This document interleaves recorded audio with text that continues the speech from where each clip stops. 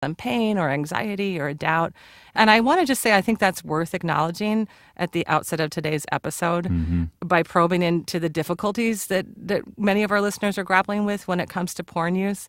We are in no way saying that porn use is inherently bad. In fact, as we all noted last week when we talked to Wendy Maltz, it isn't. It can be different things to different people. A lot of people use porn in ways that do not detract from their real-life erotic relationships. Sometimes they use it in ways that might even contribute to their relationships. Yeah, I mean, it's certainly worth mentioning that when we've discussed pornography in these two episodes, it's been heteronormative. It's been usually women writing about concerns with their boyfriends or partners' use, right? Right, or the men writing to us. That's right. And I think that that's really worth noting. One of the big conversations that has gone on in the feminist movement, I know I've certainly had it over and over again over the last 20 or 30 years, is really the different meanings of pornography in a patriarchy and the different meanings of pornography in a heterosexual or heteronormative relationship. Some of the things that a girlfriend who has a girlfriend is going to be threatened by, different things than a girlfriend who has a boyfriend are going to be threatened by. We have different relationships to, sexuality that's expressed outside that kind of heteronormative monogamy. Right. Steve, have you ever watched feminist porn? I don't know. They don't come with those labels that say, in this box is feminist porn. But I will tell you that when a female partner of mine is able to choose what we're going to watch, it is a different kind of porn experience. It's much more, the story is more elaborate and more important, the kind of sexual acts that happen, and the general dynamic. I think that's the main thing, is I know demonstrably when I'm watching it that it came from a set of desires that are not exclusively male. They're female, and they represent a different take on these various sexual acts and the relationship between the partners. Am I ready to call that feminist porn? I don't know. Well, my new thing is I'm going to go find feminist porn because I know it exists and I want to see it, damn it. I have a feeling that many of our listeners will send you links, if not films. Please do. Please do. When I said in episode 1, the thing that I feel most about pornography is that I don't know. I don't know how I feel about it. And that's because I feel a range of things. Yeah. I'm a let's be honest about sex, feminist. And I alternately champion and oppose the things that pornography does. Right. I love that there is porn that might open people up to their sexual desires and their sexual fantasies in ways that are really cool. I mean, hey, look what it did with me and the pool boy.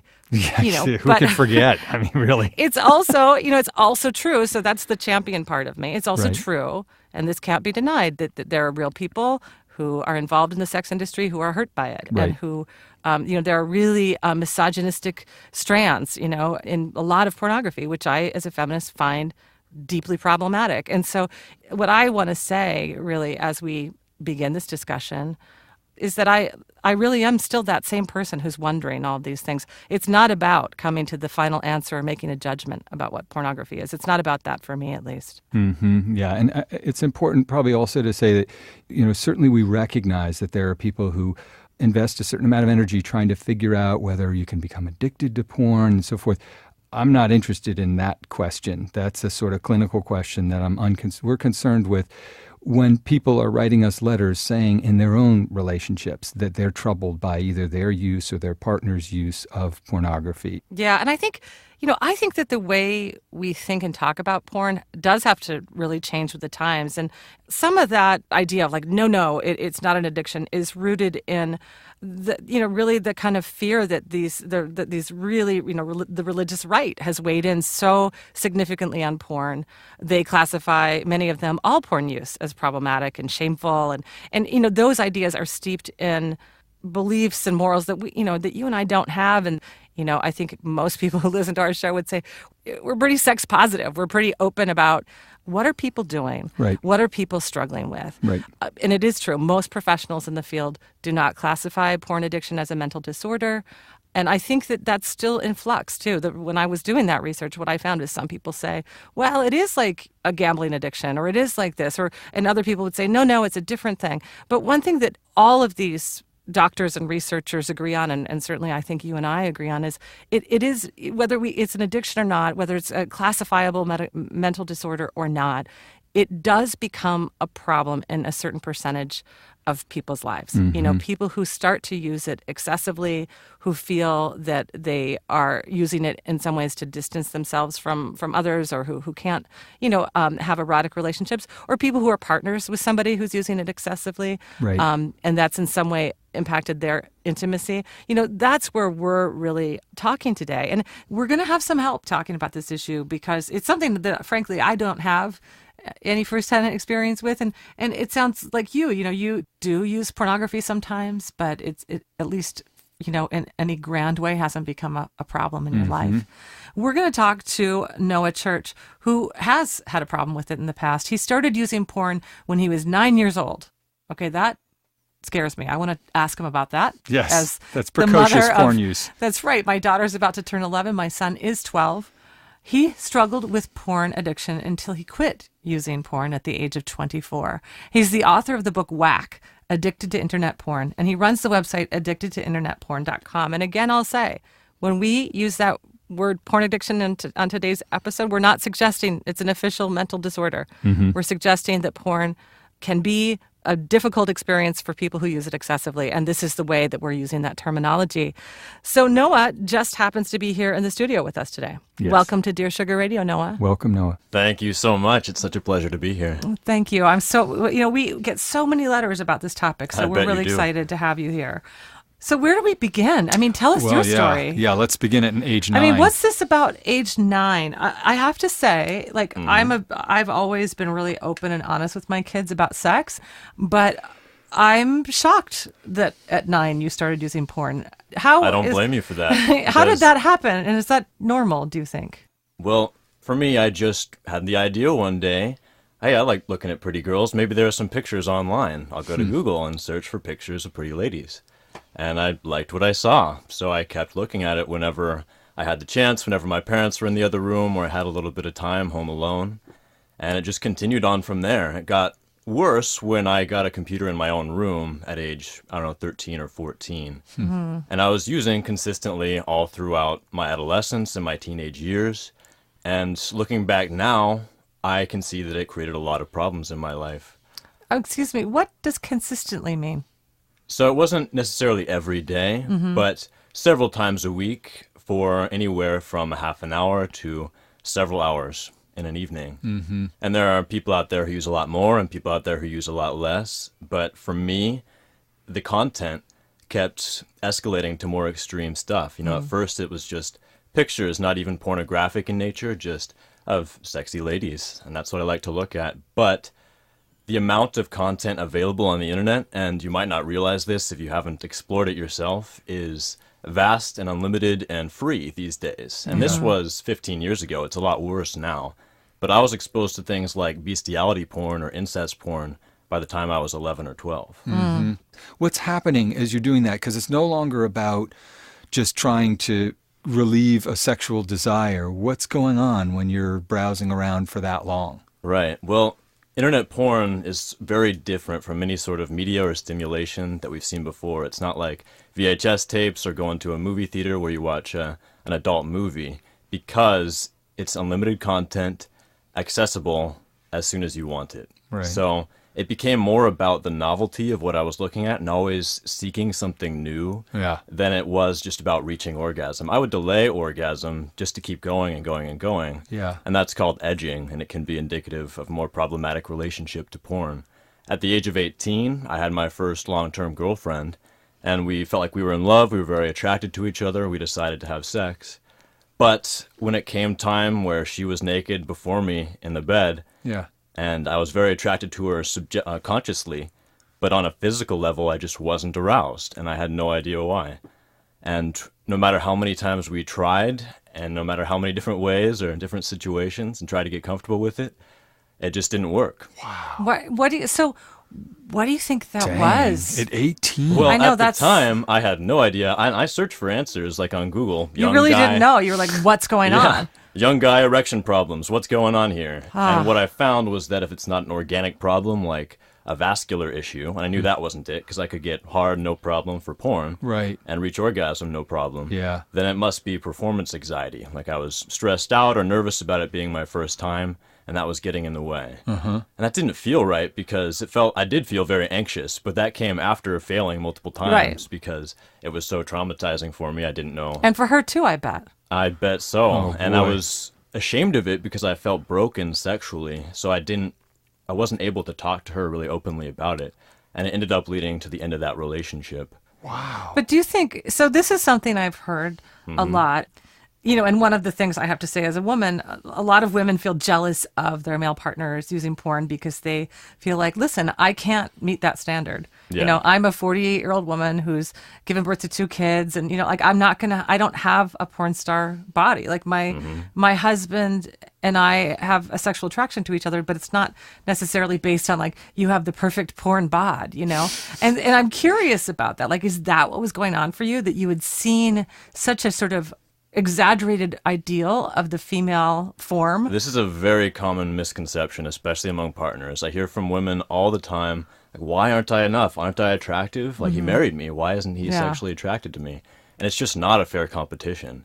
It's a real live woman, one woman, competing against a type of stimulus that's just so much more than our brains actually evolved to handle. It's Yeah. instant access to dozens or hundreds of attractive mates. I mean, you can sit down and watch 20 different videos in 20 different tabs, or compilation videos which splices dozens of all the best moments from dozens of different scenes together. And it's just a type of stimulation that we become conditioned to as we use it consistently over years, to the point where our conditioning for real people and the cues that come with real sex and real intimacy, like the scent of a lover or the sound of her voice, that's just not what we're wired to anymore. We're wired to clicking to new websites. We're wired to being at home alone in front of a computer, and that's what starts to arouse us. And for me, that was the case. And over the next 6 years, I was with many different women, but I never successfully had sex or reached orgasm with a woman.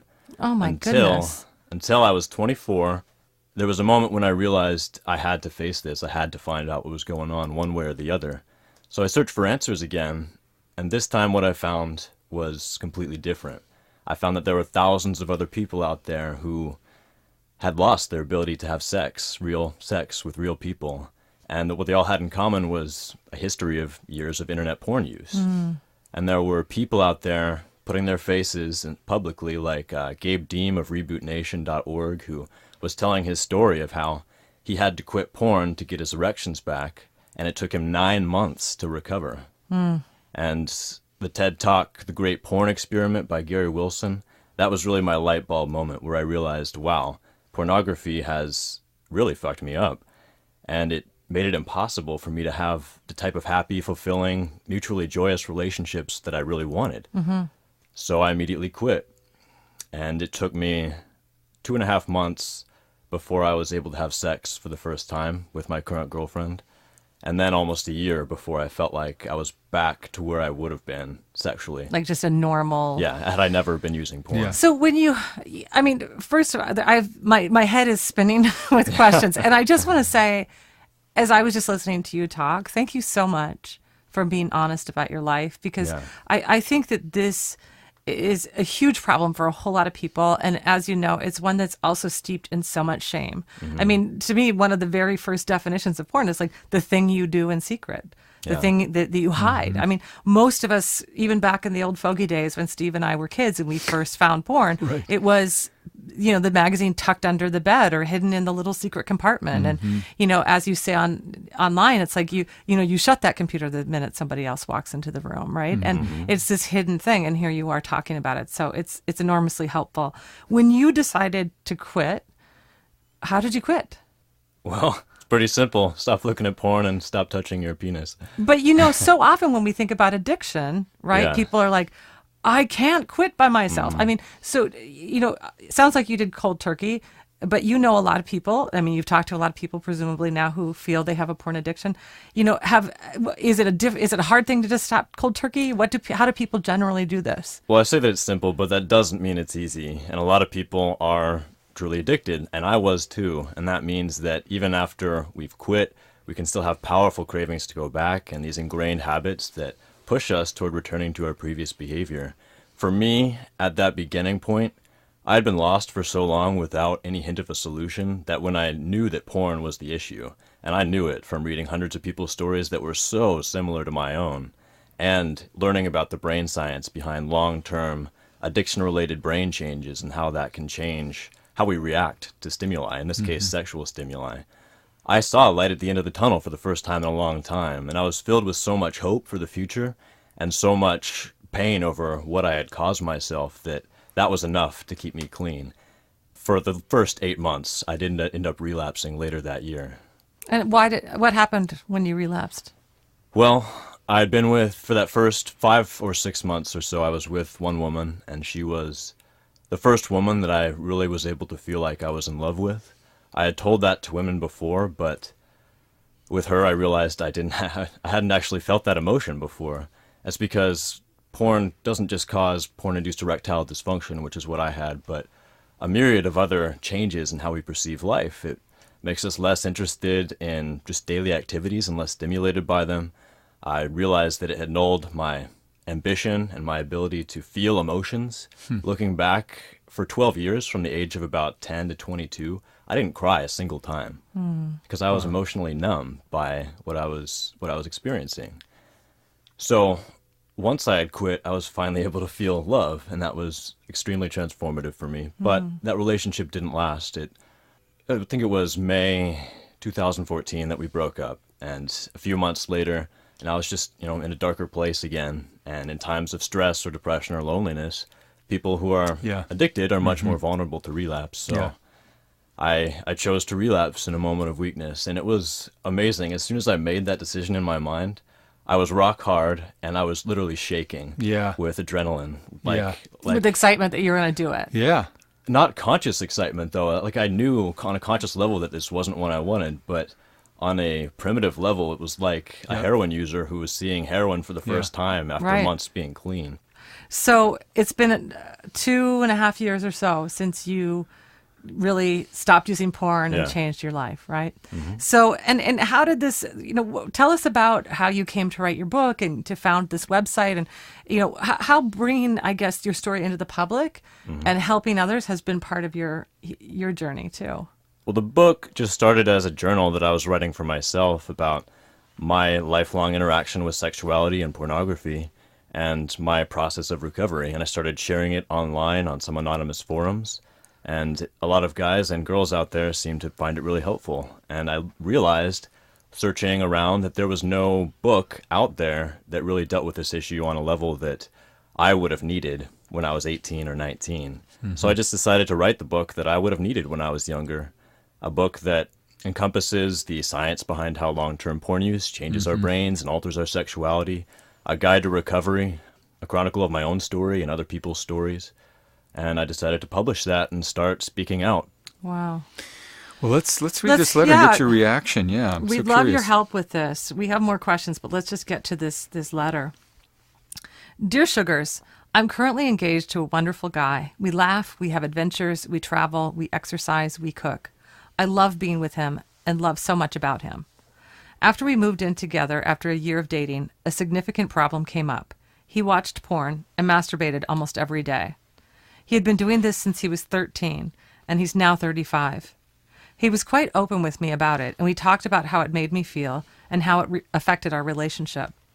After a few months, and finally an explanation for the mediocre sex we'd been having for the duration of the relationship, he admitted that he might have an addiction to porn. This made sense to me. I often caught him staring at other women, and he was often unable to sustain an erection through sex. I also felt that he was a bit emotionally disconnected, and our relationship was lacking intimacy. We saw a couples counselor for a few months, which he says he hated every minute of, although I found it helpful. My fiancé said he would stop watching porn. We checked in almost every night, as I was his accountability person to help him through this. I thought he was doing well. Fast forward to now, a year later, lots of porn watching, girl staring, and arguments. He recently conceded that he had hit rock bottom when I found him lying about watching for the third time. He's now serious about getting better by reading a porn addiction book and listening to a podcast. He refuses to see a counselor as he doesn't believe that works. After the realization of this over a year ago, my self-confidence has plummeted. I have gained weight, and I found myself back in the middle of an eating disorder that I worked 3 years to overcome prior to meeting him. I don't trust him, and I feel angry, sad, and disappointed. I also feel unwanted and ugly, and believe that he'd rather have sex with himself and the porn fantasy than with me. I have kept this all to myself. I haven't told anyone close to me, as I think it's such a personal problem. I know I need support, but I just don't know where to get it without severe judgment. I truly believe he wants to get better, but on his own terms. I've given him some firm boundaries about being actively engaged in recovery. So far, he's doing okay. Our wedding is coming up. I'm hesitant to go into a marriage with someone I don't trust. I want to feel wanted and sexy and have the confidence I had before finding out about his porn problem. I see him trying to get better and want to believe that he will succeed, and it will help our intimacy. I've made lists about everything I love in this relationship, and so much of it is great. After listening to your podcast with Esther Perel, I heard that a romantic relationship cannot be everything I may have been dreaming for the past 34 years. So therefore, I think that I can stay and be happy with the wonderful and amazing parts of our relationship. I love him, and I believe he loves me. I just feel this tug of unclarity or uncertainty about our future. Am I being weak by staying in this relationship? Should we postpone the wedding until we have a better foundation to enter marriage? How can I regain the confidence I've lost? Signed, Unsure. Wow. My first thought I just want to say about that Esther Perel episode when we did that 3-part series on infidelity. Yeah. There are some crossovers here. I mean, she feels betrayed by her partner having essentially a porn fantasy relationship. Yep. That's the third member of this relationship. But I will say, one of the things that Esther Perel, at least what I heard her saying, and I think that what we were saying to all of those people who were writing to us, wasn't like, it's okay if your partner is unfaithful to you, oh well. But rather we were saying, yeah, life is complicated and love is complicated and we are complicated. And so Unsure, what you're up against here is, you've seen your partner for who he is. You know his secret. And it doesn't mean you have to accept his secret necessarily. It means this is something that you get to say, I don't want to be in a relationship with someone who does this sort of thing. And so, I don't want you, I just want to immediately amend that idea. Esther Perel wasn't encouraging anyone to accept dishonesty or this kind of, this sense of insecurity or unsafety that your partner has introduced via his porn use. Right. And we should say not just the porn use, but the dishonesty around it and the unwillingness to recognize that it's really hurting his partner deeply, Yes. that she's anguished by it and is falling into unhealthy patterns that are born of feeling distrust and humiliation, frankly, by it. And I guess I want to ask Noah his reaction specifically because this is not a guy who, like we talked about last week, I use porn a few times a week, but, my wife sort of knows that and we still have an okay. This is somebody who's an habitual user. And I wondered whether you are reacting to kind of give us what his perspective on this is, his reluctance, for instance, to see a counselor to talk about it, the sense that she has that he's not just humiliating her by, wanting to look at porn so much, but also emotionally disconnected as she describes it. Well, Unsure, first I want to assure you that you are very far from alone. This is incredibly common now. Yeah. Dr. Marianne Layden is someone who speaks a lot about the trauma and betrayal felt by partners of porn addicts. And there are also other resources like a book, Love You, Hate the Porn, by Mark Chamberlain and Jeff Sturer, that deal specifically with recovery from porn addiction in a relationship and healing together. But you have to realize that porn has been influencing him since he was 13 years Right. old. He was a child when he started his porn addiction. And that has had a grip on his life for a long time. And where he is now, he might be serious about getting better now. And it's absolutely possible that he will quit using porn, find the resources and the information and the help he needs, and you'll have the man that you want him to be. But it's also a very significant possibility that he's not actually in that place. Yeah. And the addicted part of him is lying to you and to himself to protect that behavior. That's absolutely a symptom of addiction is deception. Right. Right. It's a pretty classic scenario, right? To diminish it. Oh, I still love you. It's not, it's interesting. She even says, when I was reading this letter, just how many points that you had made in actually telling your own story. She talks about this mediocre sex, the disconnect. And at the bottom of it, we could be talking about any, other kinds of behavior. I want to fully believe everything that my future husband says, and I don't.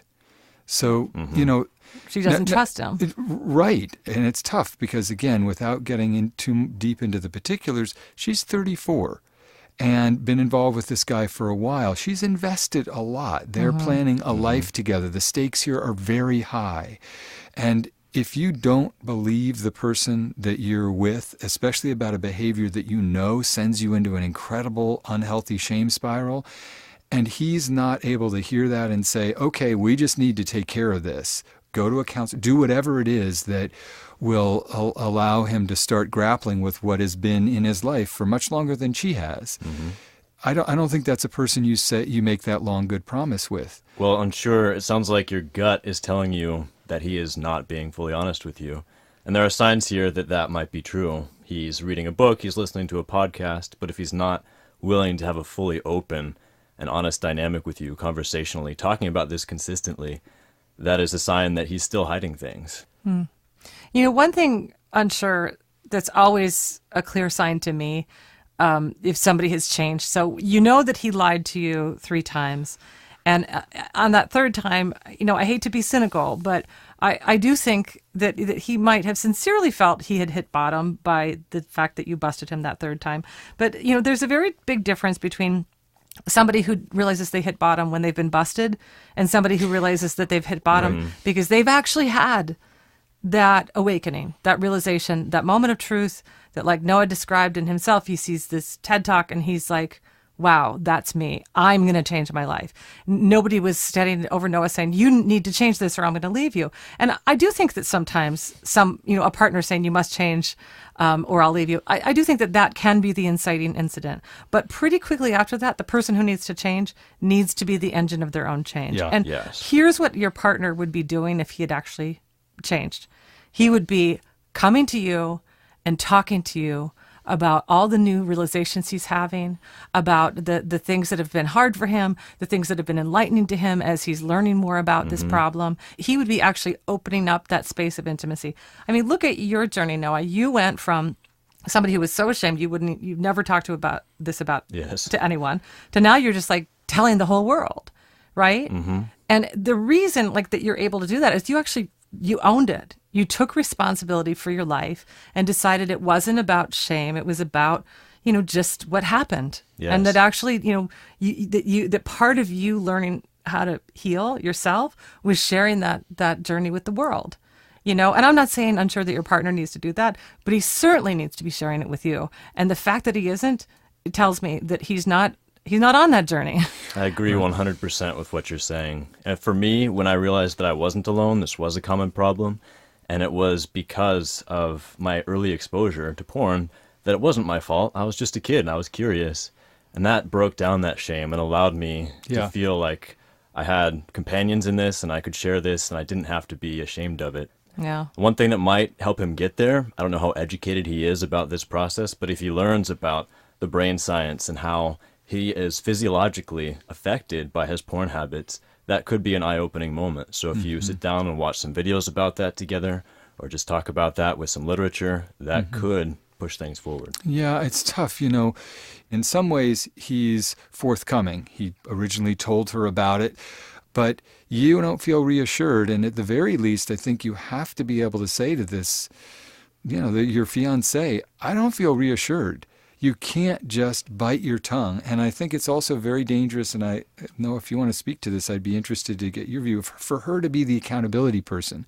That puts her in the category of being the scold, of being his superego. Nobody wants to be the cop in a relationship. It's not sexy. No. It's putting you in a zone where you're the buzzkill. You're the superego. And you need to have a long-term relationship with somebody professionally who will help you work through this. And this guy is not saying that. He's saying just the opposite. I'll figure it out. Just check back. And each time that's not been what happens. And she's picked up on that. Unsure, you've figured it out. He's not serious about it yet. Oftentimes, a romantic partner, like you were saying, is not the best accountability partner because an addict doesn't want to make his partner feel betrayed, so he'll just hide it. He'll continue to hide it. If you have he doesn't have to tell the world like I did, but it really helps if he can tell a therapist or some friends and have them on his team. And there's software out there, Covenant Eyes, that he can install on his devices, and it won't block porn necessarily, but it will send a report of his activity to his accountability partner, like a friend. Oh, interesting. And then that friend can see, oh, there's some flag searches here. I need to talk with my friend about this. Wow. Noah, I'm curious about, what a lot of people would call just kind of normal porn use, not the people who are saying like they're addicts. Last week on part one, Steve talked about his occasional use of porn. We had a letter from a man in his 50s who's like, I'm happily married. My relationship with my wife is great, and I use online porn 3 times a week. Is that a problem? Like, he's obviously a little bit concerned. He's asking us that question, but I want to know what's your perspective on that? Is any porn use, is all porn use destructive? I'm really glad you asked that because, yes, absolutely, there are people out there who use a little bit in moderation, and they're in healthy, happy relationships. They have good lives. We know about 85% of young guys and 31% of young women use porn regularly. 31% of women? About a third of visitors to porn sites are women. That surprises me. Yes. That surprises most people because society views this as a male issue. And that can actually make it very much harder for women who are also struggling with this addiction. Sure. Because they feel like they're freaks, they're outcasts, this is just a male problem, and there's no one out there to help me. Another set of statistics. So back in 2002, studies were showing us that young guys, 18 to 40, ED rates for them were about 2 to 5%. Erectile dysfunction. Erectile dysfunction. What percent? 42? No, 2 to 5. 2 to 5. Okay, yeah, 2 sorry. to 5. Now, in 2015, or it's 2016 now, but by 2015, studies were showing us that ED rates for guys 18 to 40 are now about 27 to 33%. Dang. And about 1 in 4 new patients who go to a doctor to seek Cialis or help with their erectile dysfunction are young guys under 40 years old. Wow. Yeah, I have read that it's become this young man's, it used to be just, really health, like you said, a health problem usually in older men. Right. So porn doesn't always destroy lives, but there are a lot of people out there for whom it does cause problems. And for people who have self-identified as an addict or have developed porn-induced symptoms like erectile dysfunction, it sounds like he's struggling with that in this relationship, then you have reached the level, in my strong opinion, where porn is absolutely incompatible with a happy relationship. Well, right. And, it's kind of like one of the definitions of addiction I've heard when it comes to people who are using alcohol, for example, like, am I an alcoholic or not, when they're asking that question. Yeah. And one of the questions to ask is like, is it bringing about negative consequences in your life? And in the case of Unsure, she's not sure she wants to marry this guy. He's having negative consequences. And Unsure, we're telling you, it's not just in your head. This is a real problem in your relationship. You do not trust your partner. Your partner is not really taking your concerns seriously or his own problems very seriously. And, my advice to you is hit the pause button. It doesn't mean the relationship's over, but, you want a partner with whom you have a baseline of trust and sincerity and more than mediocre sex too. I'm just going to throw that in there.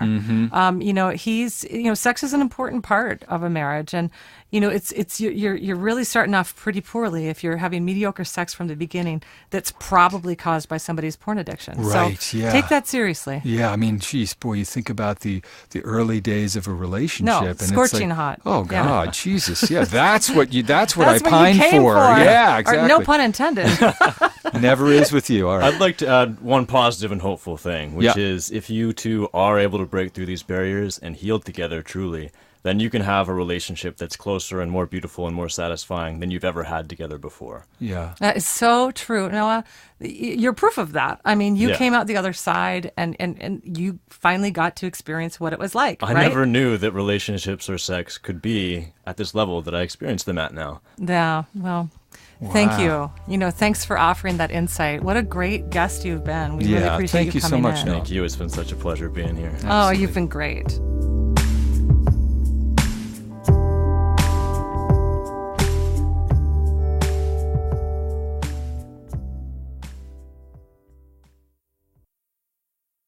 And by ZipRecruiter. Some job boards overwhelm you with tons of the wrong resumes. Not smart. But ZipRecruiter finds the right people for you and actively invites them to apply. Smart. Try it for free at ziprecruiter.com/sugar. ZipRecruiter, the smartest way to hire. Wow, Noah was amazing. Yeah, I know I holy say that about smokes. all of our guests, but I Yeah. really, I do feel like this is an issue that it's like new territory for me. As I said at the outset, it's one of those things where I don't even know what quite to think about it. So it's been really helpful to talk Yeah. to somebody who has thought about it so much. It's fascinating. If you think about it in a large scale way, porn is this thing that happens privately and we sort of ignore it. So I hope we'll continue to get letters from people, reactions to this episode, and that people will spend a little bit of time checking out the websites and articles of both Wendy Maltz and Noah Church as well, and all the other people who are trying to say, look, when you see that there is this thing that is so powerful to so many men and women, it turns out, it has deep meaning. It's not something you can just hide away and expect to not arise within your relationships. We're at a moment where it's coming up more and more. It's not going to go away until we really bring it into the light and start to talk about it. And that's what we're all about here at Dear Sugar Radio, bringing it into the light. Bring it into the light, getting the pool boy. Well, I've never even met a pool boy, I don't think. But hey, he's there. But if you do, Time to read careful. the credits. Watch out. All right, here we go. Dear Sugar Radio is produced by WBUR in Boston. We're produced and edited by Amory Sievertson. We're recording at Talkback Sound and Visual in Portland, Oregon. Josh Millman is our engineer. Our theme music is by the Portland band Wonderly.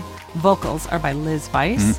Subscribe to Dear Sugar on iTunes or your favorite podcast app, and follow us on Twitter and Instagram at Dear Sugar Radio. Please also write us your letters. We want to know all your secrets and sorrows and struggles and conundrums. DearSugarRadio@gmail.com.